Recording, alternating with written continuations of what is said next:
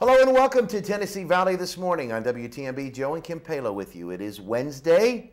It is the middle of the week, and it's the show that we do. We do the Wednesday show. We do. And we do. Good, bad, or indifferent. We do the Wednesday show. We do the Wednesday show. We have a great show today, though. Wonderful show. We have Suzanne Burns of the Foundation House. Yes. It's a pregnancy house that they're looking at getting here in Cleveland. Yes, and so we're going to find out a little information about that. We also have Ron and Debbie Moore with us. We do. Ron is our local historian, and then Debbie, his lovely wife, will be here talking about her new book. You can see right here. This is called Confederate Voices. Let's get the, maybe the, there you go. Confederate Voices, wonderful book. You can find it at a lot of local shops. Red Ribbon. And you can order it online, but we'll let her tell you about that when she's on here in just a few. So we got a good show. We do. And we do want to tell you now, the weather is not like it was like a week or so ago as far as the coolness. It's going to get a little cooler from what I understand. Like, you know, today it's a little cooler than it was like Monday, although we had rain Monday. But that's the cool weather followed the Monday rain. So we had cooler yesterday and it's a little cooler today. But it's not like it should be for the middle of November. You know what I'm saying? This year's just been messed up all the way around, Joe. It was 90 degrees in May before almost 100 degrees. It's been weird. But, you know, a week from today, I'm going to be cooking. That is true. I mean, I can't believe Thanksgiving is already here. I mean, next week is Thanksgiving. Wow. But the whole year has flown by. The Football Friday thing went like a buzzsaw, although not long enough for you. No, nowhere near long enough. Because on Friday she gets to stay home and there's nobody else there except the dogs. Right. So this past Friday was our last show, our wrap-up show we did, which was a great show. Talked to all the coaches.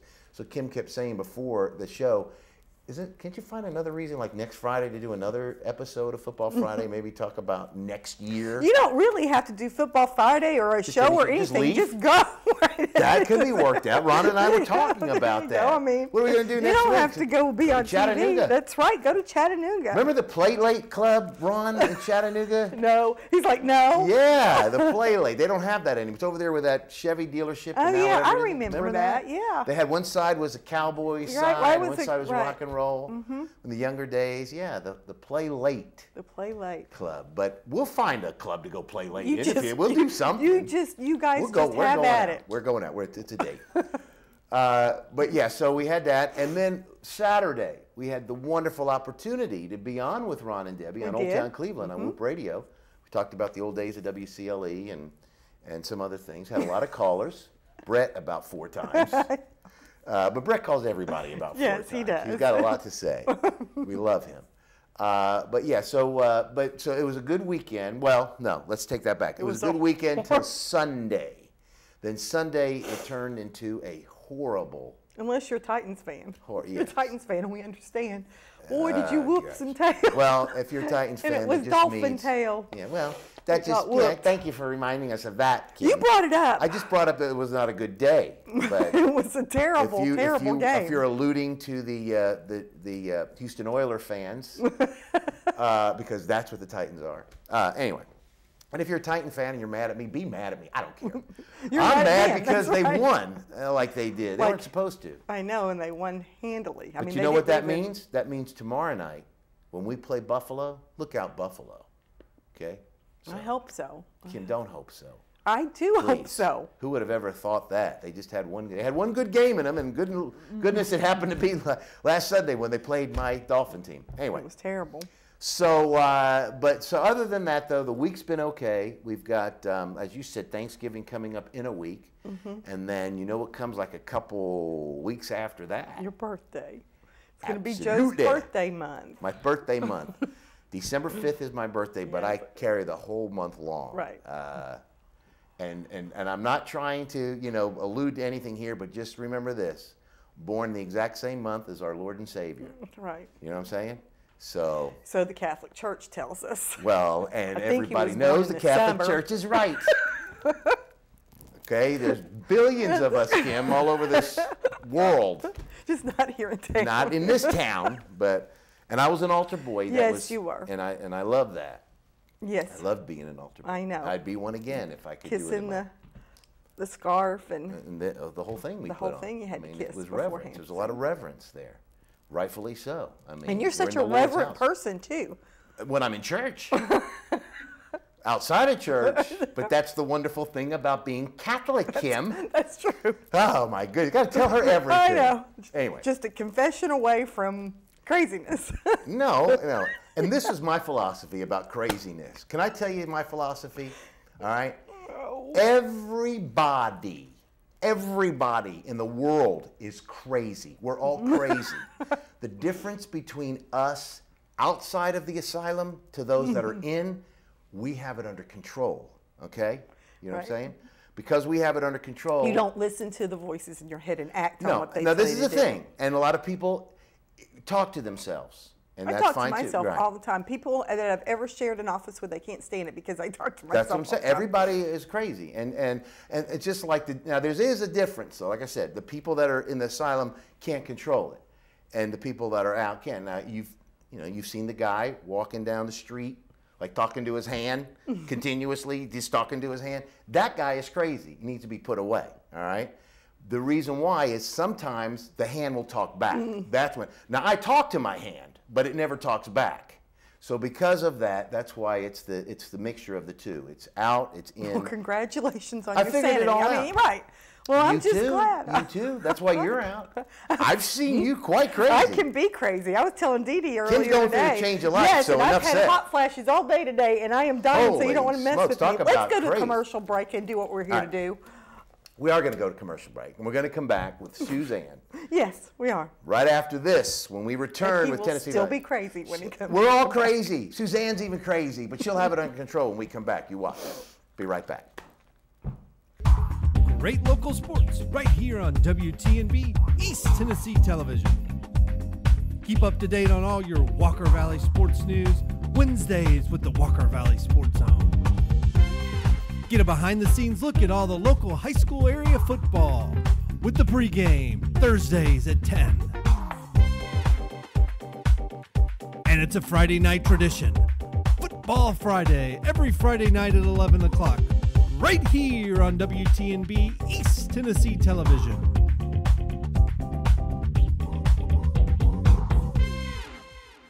Kyle Motors, 802 20th Street Southeast in Cleveland, is the place to find quality pre-owned cars and trucks. Kyle offers on-the-spot financing on all vehicles on the lot. Each pre-owned vehicle goes through a complete inspection to make sure each car and truck meets the Kyle Motors standard. Warranty and extended warranties available on all vehicles. Kyle Motors will sell you a car or truck that you will be proud to drive for many years to come. See Tony, Bill, Dale, James, or David and let them put you in your next quality pre-owned vehicle. Kyle Motors, 802 20th Street Southeast. Phone 790-7100. At Crawford Pharmacy, we offer custom compounding. Our pharmacists are known for their attention to detail and unique expertise. So visit us at 2260 Chambliss Avenue, Cleveland, Tennessee. For personal assistance, walk right in or come up to our convenient drive-thru. Crawford Pharmacy, serving our community one person at a time.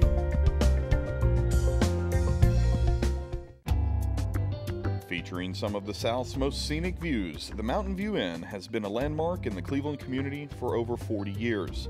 Our executive guest quarters with flat screen TVs and excellent bedding will make any guest comfortable. Carrie's Restaurant is one of Cleveland's favorite, with one of the best buffets around. Hello, and on behalf of the Hughes family, thank you for so many years of your business and your friendship.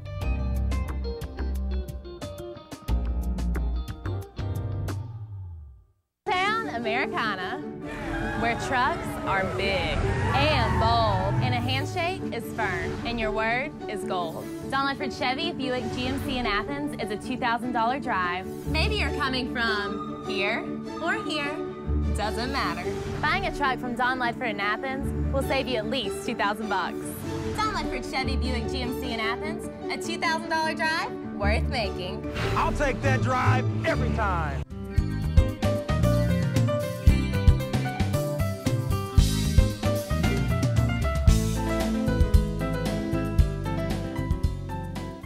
Welcome back to Tennessee Valley this morning on WTNB. Kim? Kim? our lovely guest. I know, and you called her crazy, and you don't even know her well enough to call her crazy. Kim, you don't have to know people to know that we're all crazy. Come on, I mean, we would just, if we knew her well enough, we would just know how crazy. Right. Honestly, I wasn't crazy, and then I had children, and now I am. Yeah, well, there that you go, doesn't. Suzanne. That may be the reason. Either that or get married. Well, that's another reason. It is. This is Suzanne Burns. Thank you for being with us.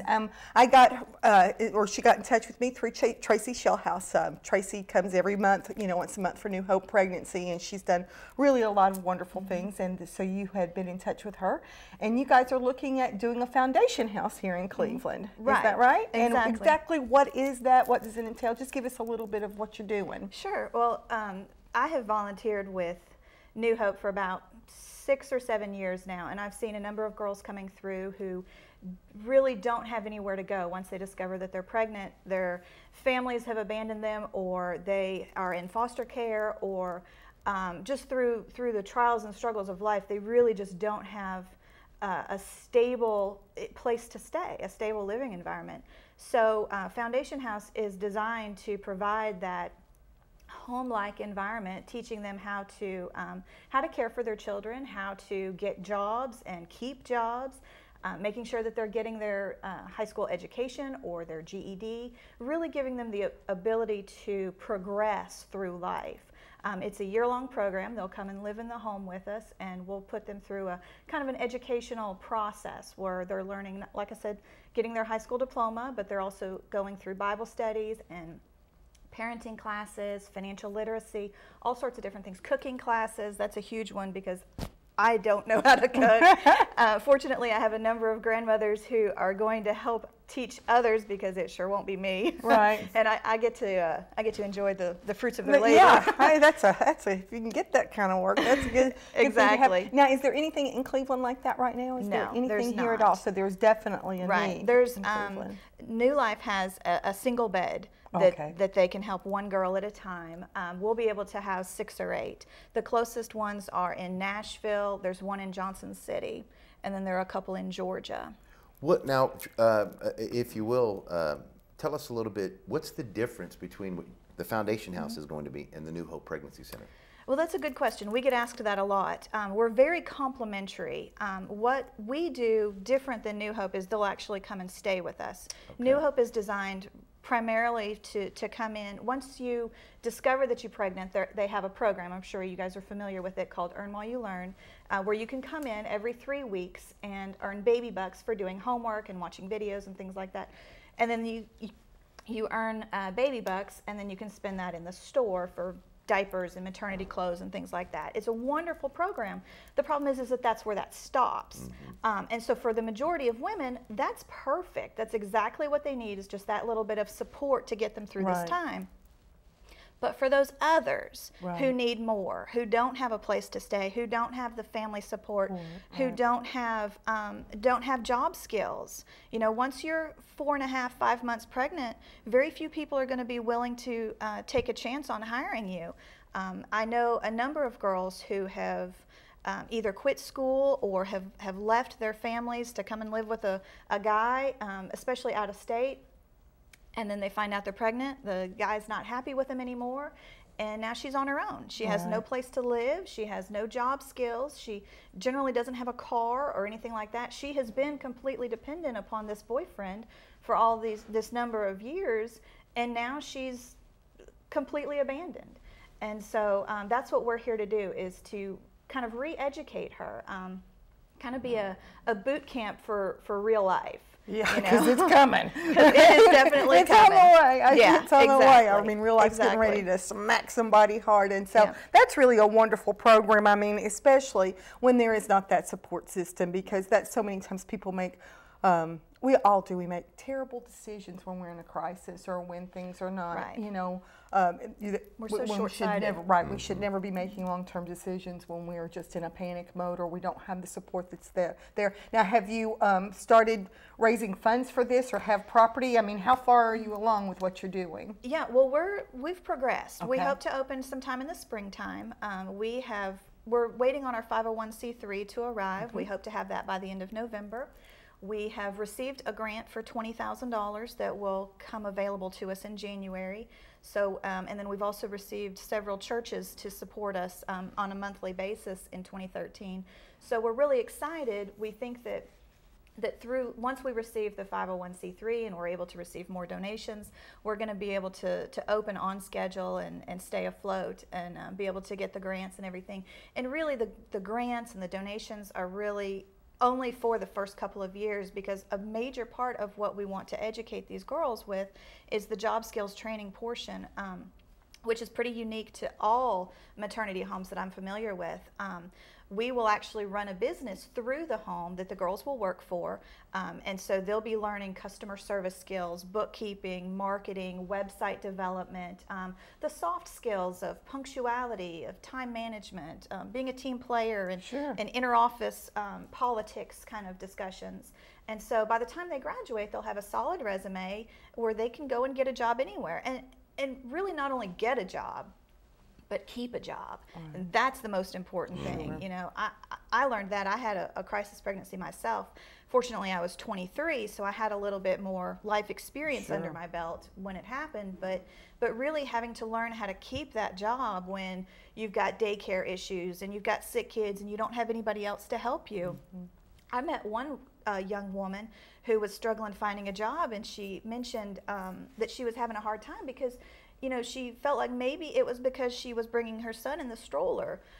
And I said, maybe that's part of the problem. Good deduction. That might have been it, So it's things like that, teaching them how to weave through those issues. Right, because a lot of times these kids just don't know. I guess I don't, you know, and it seems to be with this generation even more that everything has been done, or maybe it's just because everything's just so convenient, you know, that they've not had to, you know, really face, well, that may not be the best decision in the world to take a kid with me to get a job. Well, you know, I think that's true, but at the same time, you know, we've had such high unemployment for so long. That's true too, absolutely. You know, we've talked about 8-9% unemployment, but those are adult levels, or those are dispersed over the entire population. The youth rates for unemployment are in the 30% and above. Wow. And so these girls are 16, 17, 18 years old. They've never had a job because they can't get one. And so, you know, they really don't have anything to live for. They don't have any knowledge. They don't have any education. You know, their parents work low-end jobs. You know, I mean, if you go to fast food or you go to the dollar store anymore, the typically teenage jobs, those lower-tier jobs, those are being filled by 30 and 40-year-olds now. And so they don't have anywhere to learn these skills. Right. So once they have a baby and they don't have a high school diploma on top of it, they become trapped in that cycle of welfare, of poverty, of lack of education, and they don't know how to escape out of it. And so often it's kind of a generational cycle that, you know, their moms and their grandmothers and their aunts and their cousins and their next door neighbors, everybody they know has dealt with the exact same problems. Nobody's really gone on before them. Nobody's really shown them that it can be done in my neighborhood. Right. And so that's kind of what we want to do. We want to show them that this is something you are capable of. This is something you can do. Right. Here are the tools. Right. Now here. Let's do this together. If somebody comes in and you place them as a resident, how long are they with you before you? About a year. Okay. It kind of depends on how old they are and their circumstances and everything, but give or take about a year. And that's good, because usually they're going to be several weeks, or if not months, in before you. Now, what process do they go through? Is it through New Hope? Are you working with them as far as that, or is it independent completely? Well, as far as the screening process and all of that. Yeah, we are completely independent from New Hope. Although a lot of our girls, I'm sure, will be referred through New Hope, and we'll utilize their services too. We're very, very close with New Hope, and Yana works with us very closely, and Tracy is a big supporter of us. But the girls themselves will come through either New Hope or Chattanooga Room at the Inn, or Choices Pregnancy Center that's in Chattanooga, also through foster care. Foster girls are actually 2.5 times more likely to experience a pregnancy by the age of 19. And so we hope to be able to really provide an outlet for those young girls especially who just have nowhere. Right. Wow, oh, that's amazing. That's really a great, I mean, it's a great cause, and I can see where the need would be here. It's amazing that we haven't had something like that before here in town. And so you're planning, you're planning to open in the spring, and exactly where are you going to be located? Is that something somewhere that you in Cleveland? Somewhere in Cleveland. Yeah. It's, okay, I didn't know if that was something you would want to tell, or you just kind of keep that. I don't, you know, I know the safe houses are different, but I don't know, you know, if you want to not. I don't know if that's something that we should tell. Well, we don't actually have a property yet. Okay. We're in the process of kind of trying to find a place. We had hoped to have some land donated and then build, but I think that's just going to take so much time that I think we're just going to rent a property for a year or two, kind of build up our name in the community, and then move on to a bigger property from there. What are you looking for in a property? Like, well, ideally, I'd like to have 5 to 10 acres so that we can build additional buildings later on, so that we can expand. Because I think that once we open, the need is so vast that we'll be at capacity almost constantly. But at minimum, I need a 3 or 4 bedroom house with a basement, because we do have to have a number of live-in staff members for state regulations and for the girls' safety. But that is state regulated. So at least a 3 or 4 bedroom with a full basement, and then some room for a garden and things like that, because through the business, the items that we'll be making will come from our garden, and from local farmers donating products and things like that, salsas and fudge and jams and things like that can be really valuable. Now, people that are watching, I'm guessing you need volunteers, donations. Definitely. How would they go about helping out and that kind of thing? Yeah, that's a great question. We have a need for volunteers to help tutor the girls, to work with them, to do Bible studies, to just be, mentors, to work with the business and help us keep those things afloat, because of course, the girls will be doing so many things, so many different studies through the other courses that sometimes they may be a little challenged as far as getting the orders in on time. But then also right now we need help getting the word out into the community. And so if you're interested in helping us be involved on the planning committee, I would love for you to be involved.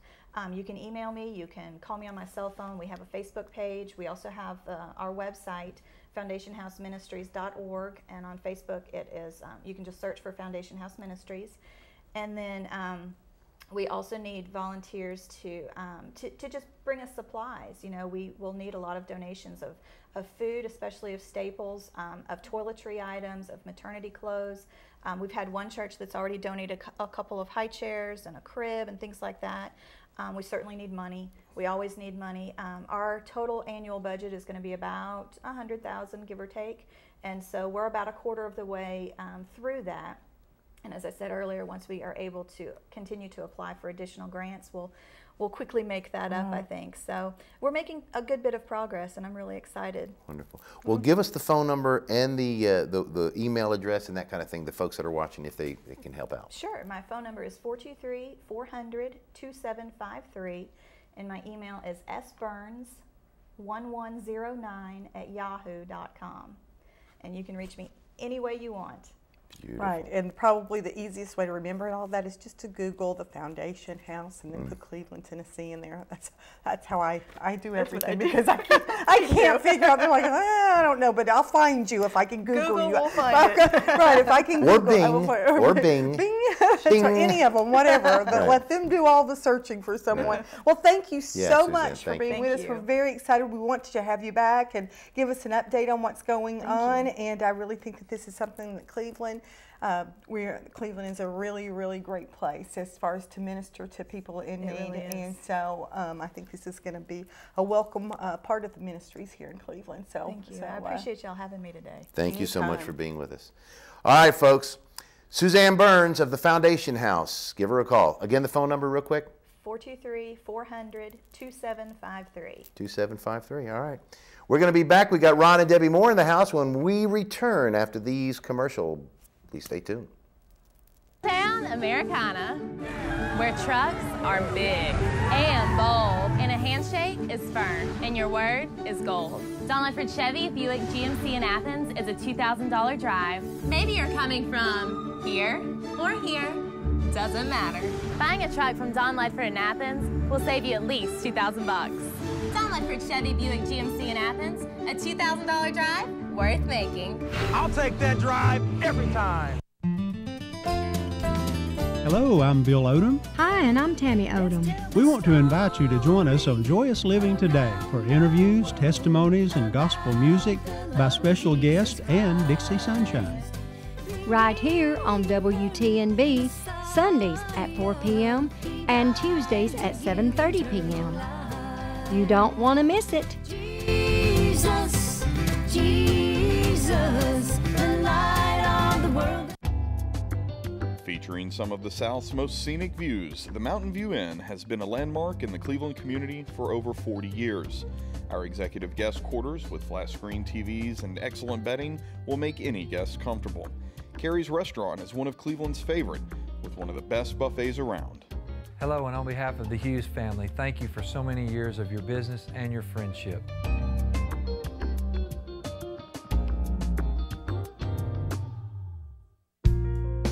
At Crawford Pharmacy, we offer custom compounding. Our pharmacists are known for their attention to detail and unique expertise.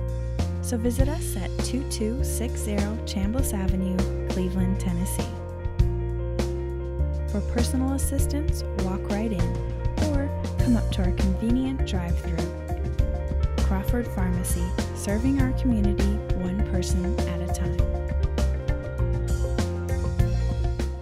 Kyle Motors, 802 20th Street Southeast in Cleveland, is the place to find quality pre-owned cars and trucks. Kyle offers on-the-spot financing on all vehicles on the lot. Each pre-owned vehicle goes through a complete inspection to make sure each car and truck meets the Kyle Motors standard. Warranty and extended warranties available on all vehicles. Kyle Motors will sell you a car or truck that you will be proud to drive for many years to come. See Tony, Bill, Dale, James, or David and let them put you in your next quality pre-owned vehicle. Kyle Motors, 802 20th Street Southeast. Phone 790-7100.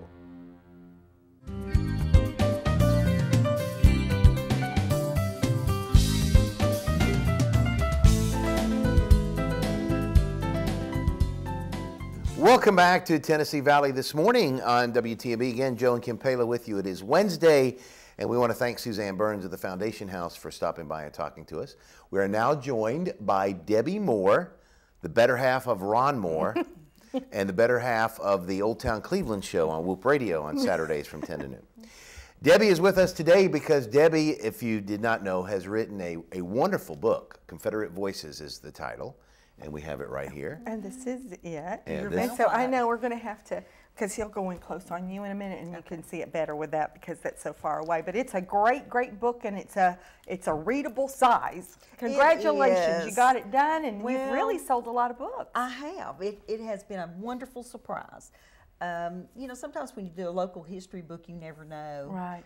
And my first order sold out in 5 days. Wow. And I was pretty excited about that. But then again, we had to reorder. And now it's available at the McClung Library in Knoxville. Oh, wow. They evaluated it and put it in there where the East Tennessee Historical Society is. I thought that was big. Yeah, that is big. And Congratulations. Of course, I was real excited about that. And they're very particular, so I felt like I passed a test or something. Right. That's right. She's somebody. And it's also available here locally at the Red Ribbon. Right. And you can order it online from our website, www.oldtowncleveland.com. But it's been a very interesting journey. I had no intention of writing a Civil War book, and it kind of found me.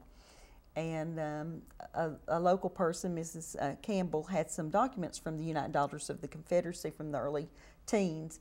And she presented those to me and said, you know, somebody should do something with these. And I proceeded to tell her how too busy I was to write a book.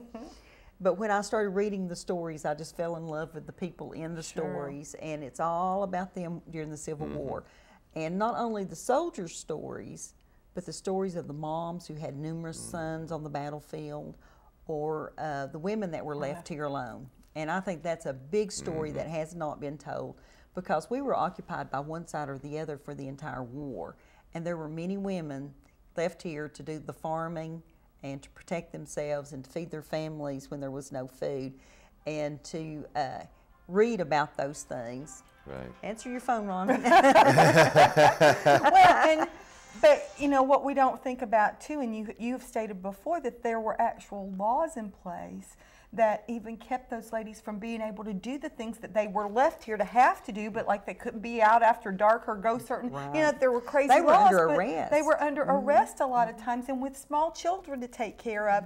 And so it really was an amazing on the home front as well as on the battlefield. There's even stories in here about women who were arrested just for having an opinion that the Confederates, you know, should be able to do that. Somehow I can understand that totally, completely. I always tell Kim, if I wanted your opinion, I'll give it to you. Right.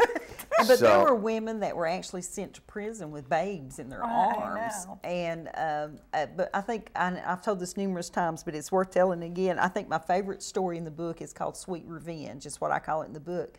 And Mrs. Eldridge, that lives up close to where Anatole is now, she owned that big farm, and the Union troops were camped there. You know how those Yankees are. Oh, yeah. I know.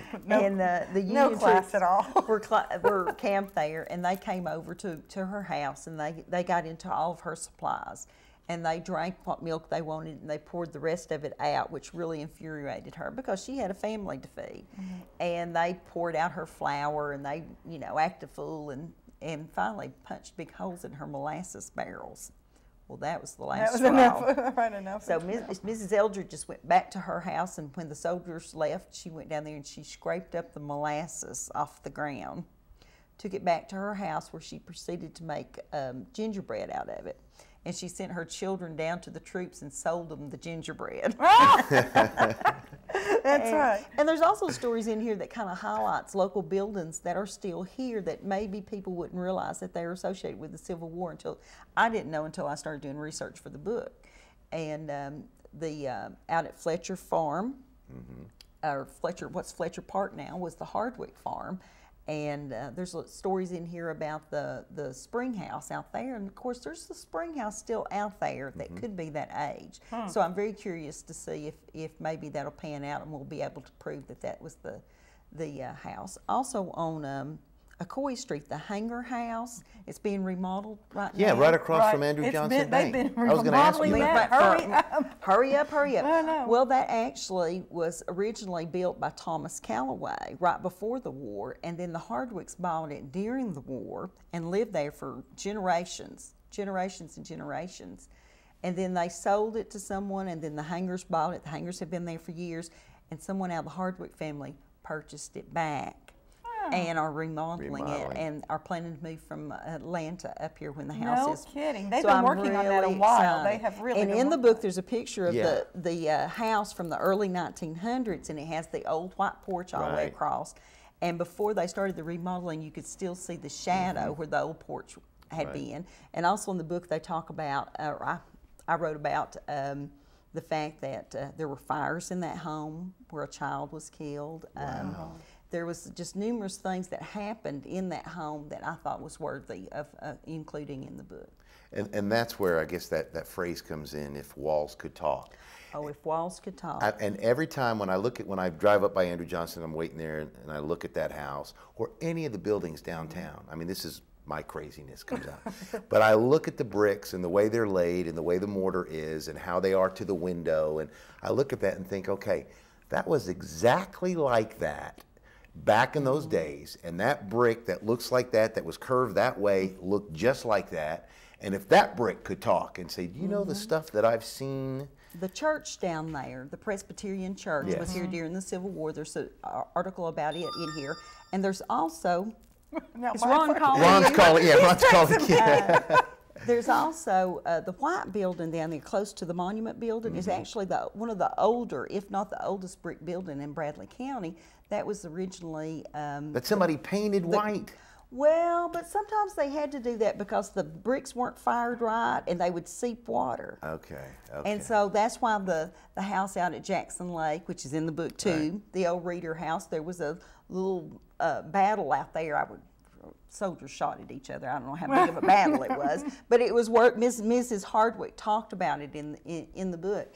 But that's why they painted it white, is that it was made out of that red clay out of the Candies Creek, and it just seeps water. And so that's why sometimes you see it sealed, or sometimes the old buildings get too much mold in them, and you can't fix them. Right. I think we getting off the topic a little bit here, but up in Riceville, there's an old church that still says Methodist Church South on it. You know, because of course the Methodist Church split during the Civil War, and Broad Street United Methodist Church was Broad Street South Methodist Church for many, many years, and then finally they said, can't we all get along, and so they went to United.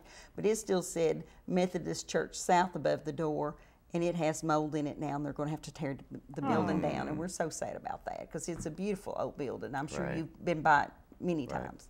But anyway, I'm real excited to have written the book. Right, and there's lots of pictures. Lots of pictures. There's lots of pictures and those big of you that print. might get bored. Right, and it is. It's a very easy, and it's not. You know, sometimes you get into something and you think, oh, I don't have time for this. But there's just story after story to where you can put it down. It's more and like then short pick it back, stories. right? And you can pick it back up. And even though you want to keep reading it, but there's a lot of pictures, and it's just a great read. And we're so proud that we know you. We're I'm so excited. And I'll tell you what, it is very interesting. Very interesting. In fact, I agree with you. I told Kim, you talked about how they wanted you to make it more conducive to be put in a shelf. And you're right, it being big like that, and you made it so the pictures can be seen and the things, and that does make a difference. And there's over 200 pictures in here. It took me quite a while to collect all the pictures. And I wanted to tell you, you mentioned Andrew Johnson Bank. In the 1970s, a Civil War widow was still receiving her check at that bank. No kidding. That it was Francis Marion Gibson's wife, and he had a wife that was his own age, and she passed away, and he was 57, and he married a 17-year-old. Nothing wrong with that. Ron is there. Matter of fact, he's a relative of Ron. Well, there you go. I knew I liked you, Ron. I like that. You know, and so she lived up into her 80s and 90s and was still receiving her pension check in the 1970s here in Bradley County.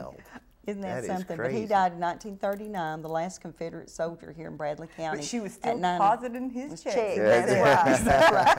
Matter of fact, I think she may have been the last survivor widow of the Civil War in Tennessee. Oh, okay. Wow. In the 1970s. Isn't that something?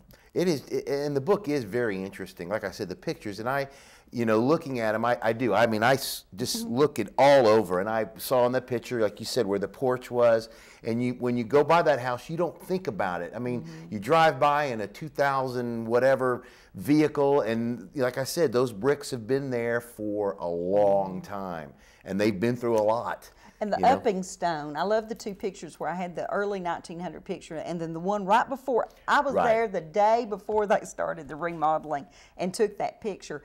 And the upping stone that the ladies used to step up into the carriage is in the exact same spot. Yeah. Is the exact same spot. And so, of course, I had to kind of stop and tell those guys that were tearing down things that day, this is not just a rock. Well, when you look at the picture, it was a pretty good sized stone, but I guess through time, it's but yeah, it is still there, and that is interesting. Do you know why Joe is so aware of that house?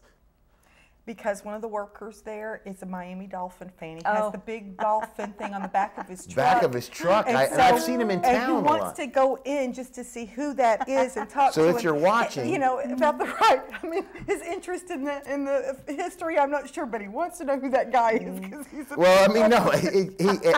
I've seen him around town, and I'm thinking, we should be friends. Yes. Then I've seen his truck there, and so. Joe says that makes two of us. That's right, that's right. But yeah, no, and it is. There's so much history in this area, Civil War history, and you're right. The stories are always told from the soldier's point of view, usually, and not so much from the families that were left home, the wives, the mothers, the brothers or the kids or whatever, and just to kind of know what they were going through is very interesting. The Runyon brothers both write their dad a letter, and both of the letters are in here, and both of them are going, it's not safe in Cleveland, Tennessee. Cleveland, Tennessee right now. Go to Georgia where it's safe. Well, then of course Sherman went through that. So, I don't really know what happened to the family, but I thought when I was reading the letter for the first time, I was going, no, don't go to Georgia. Don't go! Bad things happen in Georgia during the Civil War. Don't go there. But I think sometimes we don't realize the importance of this community during the Civil War. But all the supplies had to be moved through here. All the soldiers that were going to Chattanooga and Atlanta and all those places beyond came and went through here. And we had lots of hospitals here because, you know, like in Perryville, Kentucky, they had the huge battle up there, and they had so many wounded. And they just came to the first safe place on the railroad to drop them off. Well, that was us. The first, you know, right inside the Confederate lines to drop them off. That's why we have so many unknown Confederate soldiers buried here. Right, and you talked about that before. I didn't realize that was up there, but over at Fort Hills, is that right? But there's an area there with unmarked, and there's 2 Yankees in the cemetery there too, in the Confederate plots. Well, so we were accepting way back. It didn't matter. It didn't matter at the time. In fact, I remember when we did a little interview. I did one with you and, of course, Brian Reed, who's is he associate professor of history here in Cleveland State? And we were there. We shot there, and that was interesting. And looking at that, and again, the graves, and knowing that, you know, here they are. I mean, and it didn't take, wasn't it? It was a while before it was discovered that that grave was there, or that they were in that grave. There was a young man that was 19 years old that was shot off his horse down close to what's now Johnston Park. And Mrs. Hardwick was she was the mother of the Confederacy around here, but she realized that young man was just a young man. And she and her daughters and her slaves went out into the street and took him in her home. And he stayed there for a few days, and then he passed on. And they took him up to the cemetery and buried him there in the place that had been designated for the Confederate soldiers. And a friend of his that was at the fort, that was at Fort Hill, a childhood friend of his, came by and saw the little handmade marker that indicated who he was. And therefore, he contacted the family in Ohio and told them that he knew where he was buried. And then he heard the Miss Hardwick story, and they exchanged letters for the rest of their life. Mrs. Hardwick and her mother did. Wow. Yeah. Well, I'll tell you what, lots of interesting reading in Confederate Voices. So go by the Red Ribbon. Or order it online. Over on Central Avenue. It's Nancy Cason's little place there, back where the old YMCA used to be, downtown. It's Nancy's opened every day except Sundays and Mondays, and you can go by there and pick it up. Matter of fact, people who bought in the original round when I was selling it, it's coming back now for Christmas gifts. And I'm really honored by that too. Or you can order it online at www.oldtowncleveland.com. Wonderful. And friend us on Facebook. Old Town Cleveland has a Facebook page, and we put on a lot of old pictures of Cleveland and the area, and it's a lot of fun. Yeah. All right, we want to thank Debbie Moore for being with us, and again, check out this book. Yeah, pick it up either online worth it. or at the Red Ribbon. All right, and if you're in Knoxville, where'd you say? The McClung Library. McClung Library. All right. We're going to be back with her husband, Ron Moore, when he will lie to us about some history. It's going to get a little now. But we'll be back with more Tennessee Valley this morning right after this commercial break. Stay tuned. Great local sports right here on WTNB East Tennessee Television. Keep up to date on all your Walker Valley sports news Wednesdays with the Walker Valley Sports Zone. Get a behind-the-scenes look at all the local high school area football with the pregame Thursdays at 10. And it's a Friday night tradition. Football Friday, every Friday night at 11 o'clock, right here on WTNB East Tennessee Television.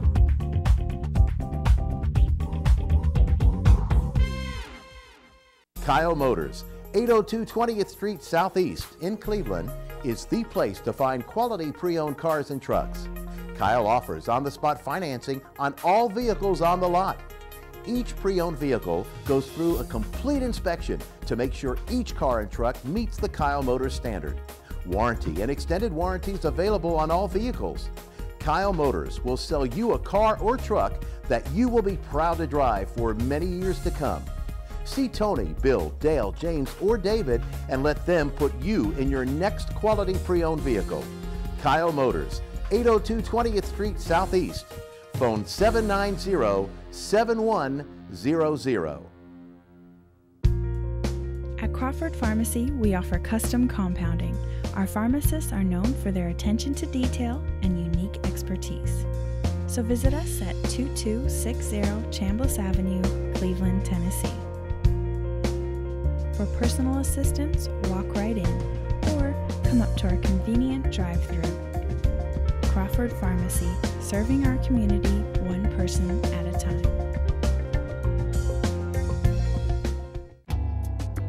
Featuring some of the South's most scenic views, the Mountain View Inn has been a landmark in the Cleveland community for over 40 years. Our executive guest quarters with flat screen TVs and excellent bedding will make any guest comfortable. Carrie's Restaurant is one of Cleveland's favorite, with one of the best buffets around. Hello, and on behalf of the Hughes family, thank you for so many years of your business and your friendship.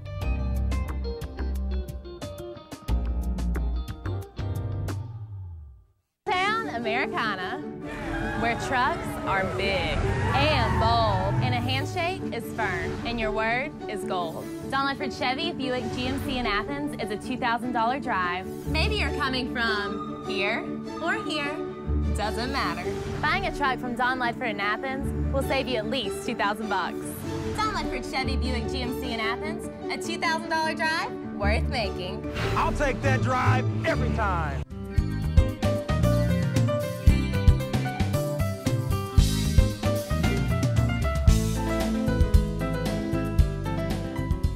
Welcome back, Tennessee Valley, this morning on WTNB. Again, Joe and Kim Palo with you. Now joined by our buddy Ron Moore. And, of course, Ron is the lovely husband of Debbie Moore, who was just on talking about her book, Confederate Voices. Now, Ron, we didn't talk about what you're going to talk about today, so you'll tell us as you're telling them. What's our topic today? Well, I'm going to talk about how politics really hasn't changed over the years. As you well know, that we just went through a political process. Yes, we did. $2 billion spent in the presidential, and of course we had congressional races, and if you, across the nation, they got a little ugly in some places. Yeah, they did. You know, some of them told the truth, some of them lied, some of them they just made things up. You know, but and we don't know who told what, but there's a lot of that went on. So you know, people saying this is the worst politics ever been. No, it's not. I mean, I can just give you a few Cleveland stories. What I'm going to do is saying that politics and the elected officials and appointed officials haven't acted any better. And first I'm going to go back to May of 1932. Okay. Police Chief Dan Renner fought a duel with one of his deputies. He did? Yeah, a duel. A duel? Yes. Kate, was one of his night officers. He's a troublemaker, too. Herb. And I don't, how you, URB, Herb. Herb sounds good. First time I ever heard that one, but he got mad because they'd been kidding Herb. You know, he was second shift guy. Yeah. And so that means if you first shift, you were a better officer. Yeah. Second shift. So they'd been kidding him, and he got mad about that. And then the chief said, well, I need you to go do this special assignment, which no one else had to go do. And they just broke out into a fight and started shooting there in downtown Cleveland. And they shot 8 or 10 times. And they hit anybody? Well, the chief was hit twice in the stomach and once in the leg. Ooh. And Herb was a lot better shot than the chief. And Herb just got a flesh wound in his leg. And Herb went to the hospital in Chattanooga, and Herb just walking around town. And they were both extremely surprised when the city commission fired them. Well, can you believe it? The city commission? So what? Because they shot at each other. Yeah, but, did he survive those bullets to the stomach? Yes. Usually that's pretty serious. Well, this is 32. They just were throwing. They were throwing. Yeah, so it just shows you that politics and elected officials and things like that. And then, you know, anytime that you bring up something new in politics, this immediately happens. Half the people are for it and half the people are against it. Exactly. No matter, you know, just like the country split now, 50-50. Well, it's the same back then, no matter what we were talking about. And the war broke out about streetlights. Well, I mean, Joe doesn't want to stop it. Someone suggested that streetlights would make the intersections safer and reduce crime, because they had talked about juvenile crime, and they'd done some surveys about the intersections, and they said, well, if we had more lights at those intersections, there wouldn't be as many wrecks, even with traffic lights. Well, this is a new idea. Like I say, half the people said, oh, we don't want traffic lights in Cleveland. You know that's And then there's one irate citizen wrote to the open forum in the banner. Oh. He signed his letter from Little Red Wing. Okay. Don't know who that was. I imagine he's passed on by now because this is 1932, so I'm saying that maybe he's probably not around anymore. He wrote, "Much has been written in favor of installing streetlights in Cleveland. I have never been in favor of them, and I'm not for them now. They should not be installed until there's a necessity." Right. See, I agree. Too many small towns in Tennessee and Georgia have installed such lights and soon found them to be a nuisance rather than a benefit. Right. Well, they put up the lights. Well, you know what they say, street lights tomorrow, cameras, or street lights today, cameras tomorrow. Well, and see what happened? after they put up lights, what I thought was interesting, half the citizens were confused by them. I don't know how you're confused by a street light, but, and then they hired a company out of Chattanooga to come put them up, and then within a year, the street lights started going off because they had, how they built them, something, it was water getting in the place where the fuses were. The fuses were getting blown. Now the people are mad because they don't have street lights. See? So everybody wanted the street lights back, although, you know, so. And in the 30s, the state of Tennessee had the audacity to demand that people should have driver's license everywhere. And they sent some state troopers to Cleveland, Tennessee, and wrote 13 people a ticket for not having a driver's license. Oh, man. Now, what year was that again? That's 1937. Okay. In the 30s, so it took them 7 years to get here. They started that in the 30s. They were fined $2 apiece and $4.50 in court costs. Wow. So, you know, the people are just totally upset about that. You know, here's the state coming back with these mandates. Sound like we have to do. Now they have mandates that you have to pay for now. So, Right. but one thing is they'd find out when they started writing tickets about all this that the police department started paying for themselves now. You know, they started making enough money. And another argument broke out about that, you know. But it was 1941 for the city commission ever voted that the ordinance requiring a driver's license in the city of Cleveland. This was like 4 years after the state had already come in here. So you see, politics hadn't changed anywhere. There are always arguments there. Yeah. Go back to another police chief here. He was ousted after the politics come in. You know, a new administration comes in, new representatives and new commissioners. They vote for a new guy. Well, that chief of police left here, a very popular man here, a very popular chief of police. Within a year, he was hung. No, he was in the electric chair, excuse me. Was put in the electric chair in Georgia. So what did he do? He robbed a bank and shot a man. Well, yeah, but what did he do? Huh? But what did he do wrong? He got caught. Oh, okay. Well, you know, there's a lot of stories that. Holy cow! I guess when you lose your job as sheriff, you just go to robbing and shooting. Well, police chief. He was police chief, and he went on to down north Florida, South Georgia. They robbed a bank and they shot the guy. Of course, the guy who's with him said that it wasn't him. And, you know, this is during the Depression era, too, and you know, a lot of things going on. But he was brought back to Cleveland. He's buried here in Cleveland. There was a huge funeral here. Wow. His family still lives here in Cleveland. Wow. And like I say, he's buried back here in Cleveland. So it's the only chief of police from Cleveland that ever was electrocuted. Wow, that is wild. So, politics. Are you saying that he's the only one that deserved to be electrocuted, or is he the only one that wasn't? We were not talking about mayors. Okay, all right, okay. So, but you know, they've been arguments and fights and different things all through the years. You know, I talked about the fight in the bar when he flung the hammer at him. Right. Hit the guy in the head and killed him. You know, and the sheriffs chased them. But they used to be called marshals, and then they later changed them to city police to the. Now this is not part of the topic, but when did that split? When did it become like chief of police and then we got sheriffs involved? Well, there's always been a sheriff. A sheriff's a constitutional officer in the state of Tennessee. There's 5 constitutional officers in the state of Tennessee, and the sheriff is required to have there. And also we had constables, or we still have constables. And because we didn't have police force back then, so they'd hire a constable in your district to help do that. He was also called a justice of the peace sometime too, or even a county commissioner was sometimes called a justice of the peace. And they would actually marry people. You hear about the old justice of the peace. So, but the sheriff, there was a sheriff. So Ira Cox, could he marry somebody? Yes. Yeah. He really could. Yeah. I didn't know that. Yeah. Wow, that's interesting. Next time you so get a married. constable? No, so right. The next time I get married, I'm calling Ira. So a constable in a district has the authority to just marry. That's my understanding, unless they've changed it. Wow. But you know, there's always been a sheriff. Well, right. It's the same thing as a justice. 1838, the first sheriff was appointed, and I think he died within a couple.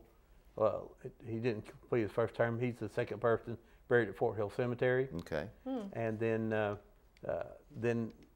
they started being elected. The first one was appointed by the governor after we created the county. After that, they've always been that. The city was formed in 1948, and they didn't have a chief of police all the way up to about 1930. They did have a marshal or someone in town that they did appoint, but they were later called the chief of police. And then they had one or two policemen all the time. Right. Wow. That is very interesting. It's always, always interesting. And you can catch them on Saturday mornings. That's exactly both of this lovely. We found a lot last Saturday. Yeah, there was a lot. There was a lot of stuff to probably. It was a little we found out what you shouldn't do at a Cleveland High ball. Yeah, right. And don't even talk about it. I try not to even think about don't it. Even 10,000 dead possums. 99.9 Whoop Radio. And as we digress further, speaking of Ira Cox, did you know he used to be a professional wrestler? No, I didn't.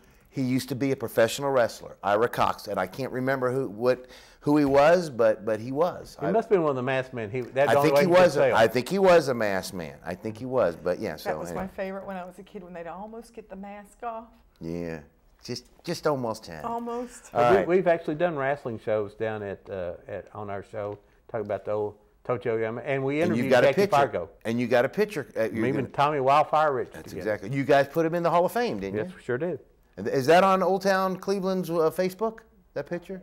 Not yet, but we got that one coming. All right. Me and Bullet, calls in the show. Robert Goins, and we had our picture made with him. See that? And we're sending an autographed picture you have to just got him, an interesting to Tommy Rich.